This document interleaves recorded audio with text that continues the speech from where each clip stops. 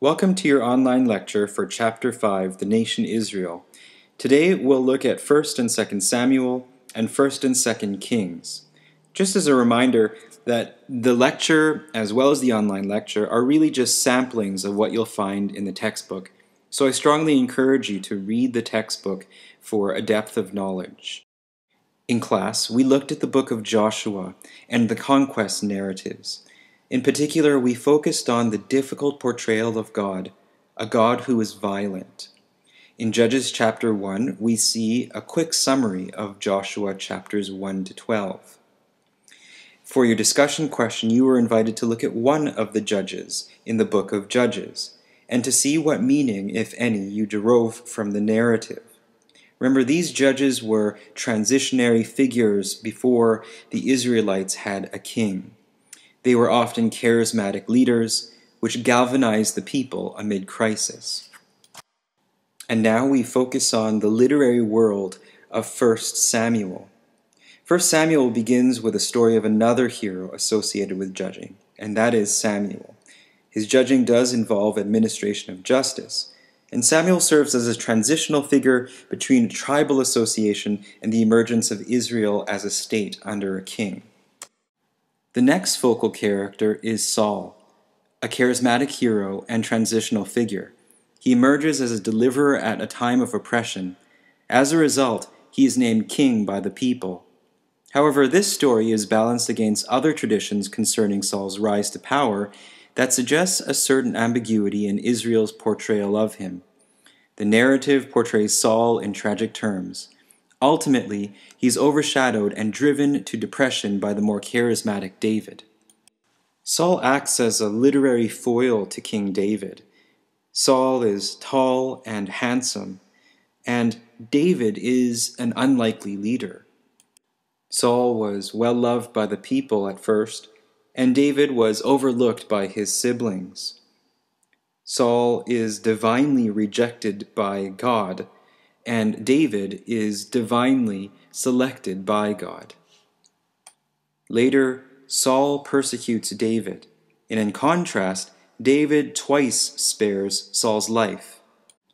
From the point of view of a historian, what we see in 1st and 2nd Samuel is the equilibrium between Israel and its Canaanite neighbors being upset by activities of the Philistines who appeared in Cana in 1100s BCE.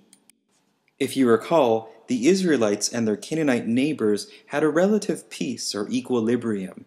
The Israelites were peasants working the land, while the Canaanites were urban dwellers. There was a real power differential, but that became threatened by this new power in the Philistines. The Philistines were a small population, a warrior aristocracy, and they had advanced metal technology and an adaptive political system. And this was bad for the Israelites. However, the Philistines did not want to take the Israelites' land, but only their tribute and tolls. The Philistines caused what's known in anthropology as social circumscription. The stronger group would cause the weaker group to either submit or organize to resist. Israel chose to resist by building an army, and to do that requires centralized control. Saul's kingdom appears then to be a chiefdom. Ultimately, in spite of raising an army and carrying out his duties in fortitude, he falls to the Philistines. Putting back on our literary lenses, the 2nd book of Samuel focuses on the rule of David, and the 1st book of Kings begins with the death of David and the ascendancy of Solomon. One section of this narrative, namely 2 Samuel chapters 9 to 20, and 1 Kings chapters 1 and 2, is referred to as the succession narrative, and it's so because its style is highly polished. It bears a common theme. It also focuses on the question, who will succeed David as king? The narrative begins against the background of 2 Samuel chapter 7 verse 16, the promise of the Lord to David. This Davidic covenant says, "Your house and your kingdom shall be made sure forever before me. Your throne shall be established forever." This is the question of concern for both the Hebrew Bible and the New Testament. How will the Davidic covenant be kept, especially after the destruction of Jerusalem and the exile of the house of David? For Christians, the answer is clear. In Jesus, we see the kingdom of David restored and established forever. In David, we see a complex figure, one who is fully human and one who yet is still obedient to the Lord. The succession narrative opens with a scene highlighting the ambiguity of David's character. He takes into his house Meribal, the crippled son of Jonathan, the only remaining heir of Jonathan's father, King Saul. The motives there are mixed. And now the stage is set for one of the most interesting episodes in the life of David, the affair with Bathsheba. The king notices her bathing on a roof. He finds that she is the wife of a mercenary, Uriah, the Hittite, who is fighting in the war. The significance of Uriah being the Hittite will be apparent soon. David orders that she be brought to him. They go to bed and she becomes pregnant. Next, David tries to cover up his sin. He brings Uriah before him and instructs him to have intercourse with his wife. However, Uriah proves his obedience to the Lord by not violating the taboo, which prohibits war soldiers from having intercourse. Recall Uriah not being an Israelite and yet being obedient to the Israelite God. What's more, even when David gets him drunk, Uriah's integrity does not waver. Now the consequences of David's violation of the Torah begins to play out. In desperation, David orders Uriah to the front lines where he is killed. The cover-up is complete when David marries Bathsheba. A son is born, and that seems to be the end of it. The Lord sends the prophet Nathan to David to tell him a parable of a rich man who arrogantly takes a poor man's only ewe. David renders judgment, and Nathan points out the sin of David in doing so. As a result of David's sin, his first son by Bathsheba dies. The last scene in this story shows the once proud king, now a humbled mourner. Quote, "O my son Absalom, my son Absalom." David bears the burden of his guilt, but he is able to lay it to rest and continue on. The last word is that even out of tragedies such as this, good can come. A second son is born, Solomon, successor to David, who brings the nation Israel to the pinnacle of its glory. The remainder of the succession narrative weaves a tangled web of intrigue, passion, and power plays. Solomon slips into the background as the tragedy of David's kingship unfolds in a series of devastating blows. With the death of Absalom and with Nathan's manipulation comes Solomon's rise to power. David is now feeble and confused at the wiles of Nathan and names Solomon as his successor. David is fully human, vain, sensitive, manipulative, arrogant, forgiving, humble, and repenting. Putting on our historical lenses, what we see in 2 Samuel and 1 Kings, according to the minimalist literary critics, is that the entire history of the Israelite monarchy is a fiction, the product of romantic apologists or propagandists of the Persian period. David, according to these minimalists, is dismissed as a King Arthur-like figure. However, the most important piece of archaeological evidence is a small inscription of the House of David, and we find that on the Tel Dan stele.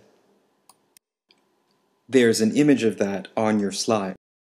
Another important piece of archaeological evidence is the stepped stone structure. Many scholars date the structure to before the city of David, however some argue for it to be evidence of a royal Davidic palace. You can still see the remains of the stepped stone structure in Jerusalem today. There is a large volume of inscriptional evidence and archival tablets from Assyrian and Babylonian sources that do name Israelite and Judean rulers and that do narrate events recounted in the books of Kings, especially as one moves from the 9th to the 6th centuries BCE. Most rigorous empirical historians will conclude that the former prophets offer some reliable outline of the history of Israel and Judah. When we put back on our literary lenses to look at the remainder of the first book of Kings and the second book of Kings, we see a historical overview of the period from the end of the reign of David in 961 BCE to the destruction of the southern kingdom of Judah in 587 BCE. The narrative assumes the reader has access to the chronicles, on which this sketch is based. The purpose is not a detailed account of events, but a survey that reveals the pattern evident in the story of this period and some highlights. The literary pattern includes a summary and assessment of the reigns of the northern and southern kings. An example of this can be found in 1 Kings chapter 11, verse 31 to 43. Quote, "He then said to Jeroboam, 'Take for yourself 10 pieces, for thus says the Lord, the God of Israel, See, I am about to tear the kingdom from the hand of Solomon, and will give you 10 tribes. 1 tribe will remain his, for the sake of my servant David, and for the sake of Jerusalem, the city that I have chosen out of all the tribes of Israel. This is because he has forsaken me, worship Astarte, the goddess of the Sidonians, Chemosh, the god of Moab, and Milcom, the god of the Ammonites, and has not walked in my ways, doing what is right in my sight, and keeping my statutes and my ordinances, as his father did. Nevertheless, I will not take the whole kingdom away from him, but will make him ruler all the days of his life, for the sake of my servant David, whom I choose, and who did keep my commands and my statutes. But I will take the kingdom away for his son, and give it to you, that is, the 10 tribes. Yet to his son I will give 1 tribe, so that my servant David may always have a lamp before me in Jerusalem, the city where I have chosen to put my name. I will take you, and you shall reign over all that your soul desires. You shall be my king over Israel. If you listen to all that I command you, walk in my ways, and do what is right in my sight, by keeping my statutes and my commandments, as David my servant did, I will be with you, and will build you an enduring house, as I built for David, and I will give you Israel to you." Every king of the north is given a negative assessment, generally with a note that he followed in the sins of Jeroboam. Most kings of the south are chastised, like Solomon and Rehoboam, but some are praised, like Hezekiah and Josiah, as both champion reforms aimed at removing idolatry from the temple and keeping the commandments of the Lord. The ending of Kings sees the conquest of Israel and Judah by foreign nations. The temple has been destroyed. For failure to be obedient to the law of the Lord, a terrible price has been paid. But the narrative does not end with a glimmer of hope. The Davidic king has been freed from prison and is being treated well in the Babylonian exile. It's worth noting some significant aspects as depicted in the Book of Kings regarding Solomon's reign. Solomon appears to have been responsible for political consolidation, and this is demonstrated by his creation of administrative districts. His empire includes trade routes linking Africa, Asia, Arabia, and Asia Minor, thus generating substantial revenue while supporting widespread commercial activities. The Bible ascribes 700 wives to him, including Moabite, Edomite, Phoenician, and Hittite women. Solomon's extensive building program includes store cities, fortifications, an elaborate palace complex, and the Jerusalem temple. Such activities brought wealth and a cosmopolitan atmosphere to Solomon's kingdom. In spite of this mighty reign, there are signs of creaking. Rehoboam came to power in the south, confronted by a resistive assembly protesting Solomon's exploitative policies. He ruled harshly and caused rebels to form. Jeroboam was anointed king over the northern tribes. Israel was larger, stronger, and more prosperous, and archaeological evidence shows it was a target by Pharaoh Sheshonq. Dynastic instability was characteristic of the northern kingdom. Ambitious generals would sometimes replace a dead king. Only the kingdom of Omri and Ahab were the most able monarchs. Assyrian records refer to the house of Omri. The more exposed and strategic situation of the northern kingdom probably meant that it could not avoid entanglement in international power politics. Judah comparatively avoided that. Royal stability characterized Judah. The Davidic dynasty ruled nearly uninterrupted to the end of the kingdom even beyond. Jerusalem was the capital throughout to the fall of the kingdom. 3 periods of international crisis punctuated the history narrated in the former prophets. First, the Aramean Wars of 870s BCE. Next, the Assyrian conquests of the 750s and 650s BCE. And finally, the Babylonian conquests of the late 600s and 500s BCE. There are 2 significant pieces of archaeological evidence in this period of the kings.